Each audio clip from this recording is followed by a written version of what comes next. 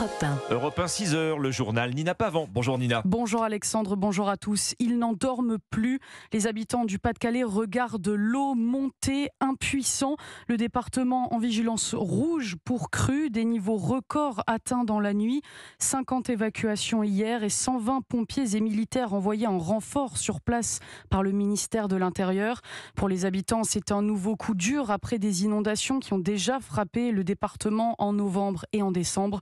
Une nouvelle montée des eaux qui pourrait de nouveau endommager leur logement et même rendre certaines maisons inhabitables, Antoine Bienvaux. Oui, car à force d'être fréquemment inondés, les murs de ces habitations n'ont pas le temps de sécher. Et avec cette humidité permanente, ces logements pourraient ainsi devenir insalubres. C'est ce que craint Marie-France Beaufils, présidente du Centre européen de prévention des risques d'inondation. Si vous n'arrivez pas à sécher suffisamment, dans ce cas-là, c'est les moisissures qui peuvent se développer.